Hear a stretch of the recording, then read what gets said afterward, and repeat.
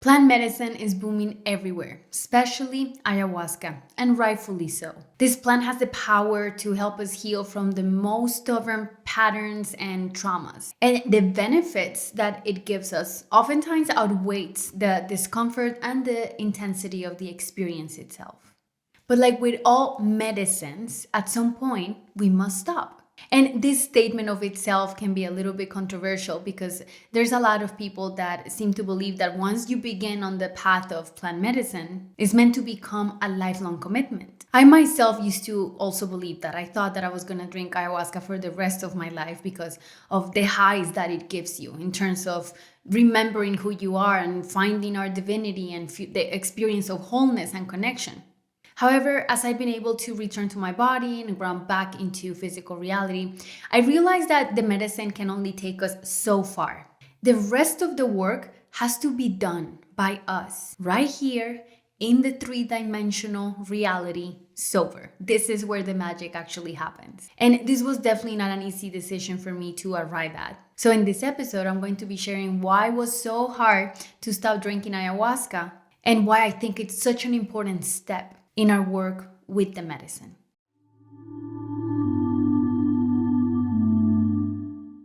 My name is Silvana. I am a course creator and the founder of the Venusian Academy, a space for the exploration of the divine feminine arts and Shakti Tantra. If you'd like to join the Academy, please check the description box below to see my current offerings and don't forget to subscribe. I want to open up the conversation with the specialness of ayahuasca. I think there's plenty of information out there about the discomfort of the experience and what happens whenever the medicine is doing her magic and it's working, and that's pretty much present in every experience I've had. But the reason why it's so worth it at the end of the day is because ayahuasca provides a meeting with divinity. It shows us what is the potential of human expression, what is the root of oneness. It triggers these feelings of complete union and wholeness and reminds us of what we are, of that innate oneness in our expression, in who we are. So you can imagine if you live a life of trauma or a life dealing with trauma, with the after effects of trauma, and then you take this magical brew that sends you to hell and then it shows you how divine you are, that has a very strong imprint on the mind. You're able to see God, source, oneness, and you realize that you are that. In addition to that, everything that you've been resolving, you're able to find unconditional love for every single experience, for every single trauma. And it's like a loop. So whenever you get out of this loop and you go back to three-dimensional human life, chop wood, carry water type of energy, it's deflating. It's a little disappointing because over time, the effects of the medicine begin decreasing and then all of a sudden you have to meet yourself again right here. So naturally, you want to do it again because you're like, oh, there's still some stuff there that I need to work on. And then you're in these beautiful ceremonial experiences with other people that are going through the same thing and everybody's cracked open. And then there's all this interconnectiveness. And that also has the risk for enmeshment to happen because everybody's in an altered state of consciousness. And you just went through a very transformational experience together where it was meant to be so perfect. It's like life weaved that moment together. And I think the key element here is like, okay, how do we balance this like extrasensorial experience with divinity and weave it back to our lives here on planet Earth? During the ayahuasca experience, there is a dissolution of boundaries, of walls, our internal walls. And with the dissolution of boundaries, then you sometimes enter into the space where you realize that everything is love. So whatever your mind wants to say about something, it's like it gets met with that unconditional divine love of the everythingness of what is. You get caught up in this idea that everything is love because that is a transcendental truth. But it's important for us also to differentiate what's the transcendental truth versus what is the practical truth. And when I say practical, I mean like practical, like we live in a reality where we have separate identities, where I am me and you are you. So that is an objective truth of human life. And yes, the transcendental truth is that everything is love. So whenever we're in the space of ayahuasca, we're in the transcendental space. And this creates the perfect space for people to immediately begin weaving their life into the world of medicine. So oh, the medicine needs me to protect it, so I'm gonna do this now from now on. I'm gonna, quit my job, do all the things, destroy the past, and start with this. And this is beautiful because yes, it's like it's bringing back an element that we've forgotten in our history, right? And I think like a lot of people that enter into the world of plant medicine, they take it a few times and then they want to serve other people because of the impact that they had. And what they're not realizing is that oftentimes this serving of other people or holding space, medicine space for other people, is a way of avoiding working on themselves because the work is not done in the medicine. See, for me, plant medicine, and more specifically ayahuasca, it's like a spiritual surgery. And whenever you have a surgery of any kind, there's the surgery, and the surgery is, 10 minutes to 2 hours, whatever type of surgery it was. But then the healing process, the recovery from the surgery, that can oftentimes be weeks, if not months, for very complex surgeries. So what makes us think that we're going to get a spiritual surgery and then I need another one and another one and another one? Like, where is the healing? Where is the integration? And a lot of shamans talk about this, the importance of integration, the importance of giving ourselves time. But you can check the box of time. You can be like, oh, it's been 3, 4 months, 5 months, 6 months. I'm ready to go again. And you can spend the time without actually doing any of the real work. And I think part of the work of the medicine is to also know when it's time to let her go. Another reason why it's so difficult to stop drinking ayahuasca is because of the perfection of the disembodied experience. When you are disembodied and under the influence of plant medicine, you experience the lightness of the astral body. There's a lot of feelings of freedom and expansion, omnipresence. You realize that like time moves very differently. You can fold time and it no longer becomes this thing that we are bound to. There's also the quick realization of the oneness of everything. And this triggers the risk of getting lost in that space because oftentimes that reality feels more real than this reality. And when you are in the medicine, you know that to be a truth. You know that what you're witnessing is more real than this. And from a transcendental truth point of view, that is true. Because we understand that this is Maya, the great illusion. But if you were not supposed to be in the great illusion, then you wouldn't even be alive. You wouldn't even have incarnated. So ayahuasca is offering this door to look at the transcendent. She's like an oracle that shows us where we are not in our truth, shows us the distortions that we're carrying within, the parts of ourselves that are fractured and separated. And whenever she shows us that, we have the natural ability of healing that. So there's a lot of magical attributes giving to the medicine, like the medicine is this great healer, and she is. But what is really healing? It's like your body is doing the thing. So it's responding to whatever energies are moving through the world of plant medicine. And yes, there is a spirit of ayahuasca that is the master healer. And the way in which she heals is through an interplay of the mind and the emotions and the energetics. So it's like a snake that's cleaning. It's cleaning house, but in order for us to not be in resistance, she has to kind of like pull our awareness into somewhere else. So it's like a very complex thing that is happening. And the body is doing what the body does. The body is responding to all of these energetic triggers. So while all of this is happening, you're in La La Land. You're like in your own experience. You're like deep in your psyche, in the mechanics of your mind. And just like this space can become hell very quickly, it can also become heaven. And because of the nature of that, it becomes a very seductive space. So let's say that we were done with our treatment and we got all the spiritual surgeries that we needed. There's such a pull and a seduction to find more things to heal. And we always will. Because at the end, whenever we enter into the space of oneness, it's like we're dealing with like the human wounds, and they are existing and alive and screaming in our planet at this time. So there will always be so much more to heal. But where is the line of what's my responsibility to heal and what is others' responsibility to heal for themselves? And maybe there are some people that choose to take the burden of like, no, I will continue drinking medicine until like the whole world is healed. And that's their intentions from drinking medicine. And that's a personal decision. Those decisions are valid. as long as they are made from a place of groundedness. And you can only make decisions from a place of groundedness when you have allowed yourself to seal energetically and to come back to your body and to fully come back to the third dimensional experience. And I get it. Returning to this dense reality is very difficult. We went from like being one with the divine and experiencing God through itself to, chopping wood and carrying water.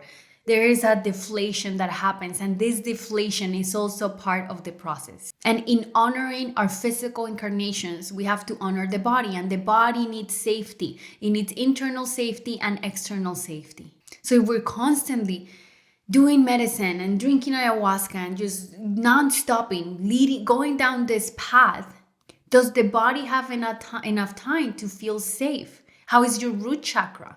How are your finances? Because that's like the first indication of disbalances within that root chakra. Are you feeling safe? Are you simply dismissing this reality as like, oh, this doesn't matter because only that matters? See, that's when the fragmentation starts happening. And I think that is the risk of the individuals that get lost in the world of plant medicine because of the resistance to come back to this very dense and slow reality. Things are not magical down here. They're pretty mundane. We gotta brush our teeth every morning and eat daily and shower and just do these very basic things. And that is part of this human experience. And if we're able to find freedom in the mundane, then we're really free. But if we constantly need to add a psychedelic to experience that freedom, then we're in a way enslaved to the psychedelic experiences. Ironically, I think that there is actually a magical element to routine, to grounded ritual, to work. And the biggest lesson that I've learned from this experience and, going through the pendulum of going from one extreme to the other is that life needs our attention to flourish. This whole concept that, energy flows where attention goes, or backwards, something like that. But you know what I mean? Like I put my attention onto something and that's where the energy is flowing. That really applies to life of itself. Am I being present with my work, with the people around me? Am I being present with my home? Because if I am, that means that I am almost energetically feeding those things, like feeding my environment. And it's important to feed the body and feed the environment, not just try to escape it. If that was the journey your soul wanted to have, again, you wouldn't have even incarnated to begin with. So it's learning to bring attention to this body, to this physical reality, and learn to be in relationship to it. My invitation for those of you that are still drinking plant medicine or that are thinking about drinking plant medicine is to really focus. This is a responsibility that people tend to release to the shaman or to the retreat center or to where they're at of like, oh, what's going to happen? What is the process, right? Because they don't know. I think if I were to do it all over again, and if I had the wisdom then that I have now, I will create a plan of what is the deepest developmental wound that I am aware I have in myself and focus on that. Meaning every ceremony, you bring your intention to dealing with that. Because what's going to happen is like, oh, the medicine has her own agenda. There's these all other things happening. You surrender to that. You let that happen. But during your integration process is like the questions to ask is, how is all of this stuff connected to my number one, like the deepest developmental wound that I carry within myself? You will notice that if you do that, ayahuasca also is doing that with you. So in my first ever ayahuasca experience, it was very interesting because there hasn't been another ceremony like the first one. And I had an experience where I saw my reflection in some water, but I wasn't a human. I looked like a Neanderthal. And I remember almost like the remembrance of the feeling of self-awareness, of becoming aware of I am that self, that's me. Like the one looking in the water is me, and the excitement of that. And then after that, there was this jump in time. And I was taken by the little praying mantis doctors. A lot of people have seen them. They're like these gigantic praying mantis that are almost made of light. And these little creatures took me and they gave me some sort of anesthesia, but the anesthesia felt like love. I was just blissed out in love, but I felt like I was floating, and they were just poking and doing these energetic things. And after they started like working on my heart, I remember I looked at one of the praying mantids and I was just like, oh my God, like that's my mother. I know this sounds crazy, but you're gonna see at the end how the whole thing comes together. I was like, that's my mother. And I just felt this motherly love from this one praying mantis. And she was like sending me pink light. And, and that was like the most memorable part of that first ceremony. So, then I continued, and then it opened up all of these areas of my life, like my relationship with my body and with other people around me, and different traumas I experienced, and just moving different things through my body. And there has so, and what I realized towards the end was that there was a major story that was weaving itself, obviously way beyond my own intelligence. This was the medicine's intelligence basically creating like some sort of curriculum of like, well, this is the path of least resistance for this specific wound to move. At the end of my journey with ayahuasca, I had to make some very radical decisions in my personal life that were connected to my mother wound. This is years ago, and in between there and now, like I've created courses on healing the mother wound and healing the father wound, and like I've been actively working on it and also sharing as I work on them. But what I realized was like what started off like that first ceremony, it was almost like the curriculum of like, okay, the deepest, most foundational wound is that mother wound. And here are all these journeys that are gonna feel random, but at the end, there's gonna be like one epiphany, one moment in which it all comes together, and it gives you that thing that you need to do in life, in 3-dimensional reality here. It wasn't more healing work. It wasn't more plant medicine. It wasn't mushrooms. It was like, okay, now that all of this has been open and resolved, and then there's this deep understanding, now you take this one radical step in your physical life, in your personal life. So reverse engineering from that is like, okay, I always knew that was like the deepest wound, but throughout the years, I got caught up on other things. Like, I also need to heal from like poverty consciousness and, all these like just random little things that popped up. But at the end, it's like, if during that time I would have asked myself, like, how is this related to this wound? I feel like I would have like been able to ground myself deeper in the process, maybe not need as much medicine as I did and get as lost as I did, because there was a lot of ungroundedness and chaos in my life, and chaos in everybody, like everyone around me was also in the same chaos. So we were just like this big chaotic soup. But if I would have had that knowing of like, okay, after every ceremony, ground back into like, how is this related or connected to the developmental wound? It would have given me so much more, because whenever I looked at all my journals after all the ceremonies, that one question would have been like the weaving element between all the ceremonies. So if you're still in this work, that's the best advice that I can give you. And remember that the work is done outside of the ceremony. Take the ceremony as a spiritual surgery, and then what happens after as the recovery process. And integration is difficult because of like the emotional intensity that one can experience. That is the moment in which the magic is happening. The ceremony is like opening up and giving you a glimpse of what could be. The body is dense, so it has to move in like a slower density. So we have to let the body purge and move that, and it just doesn't happen in ceremony. That purge that you have in ceremony, that's like that's like opening up the valve, but everything else is worked during the integration time. So ayahuasca is not a magic pill. People that take it like a magic pill are the ones that end up, doing 100, 200, 300 ceremonies, and their lives externally look the exact same way, if not worse. There's people that, do all the ayahuasca in the world. They speak the talk. They talk about unconditional love, but they have arrest warrants and they've lost everything and they can't keep a job. And there's just this dissolution. And that's a very unhealthy way of relating to ayahuasca. And usually there's this, school of thought that says like, well, in the jungle, the shamans say this, say that. And we need to constantly remember that life in the jungle is very different than the life that we have in the West, especially if we are deeply immersed in like the world of capitalism. We have different monsters. There are different mental enemies. There are different dangers. There are different mental complexes that we have.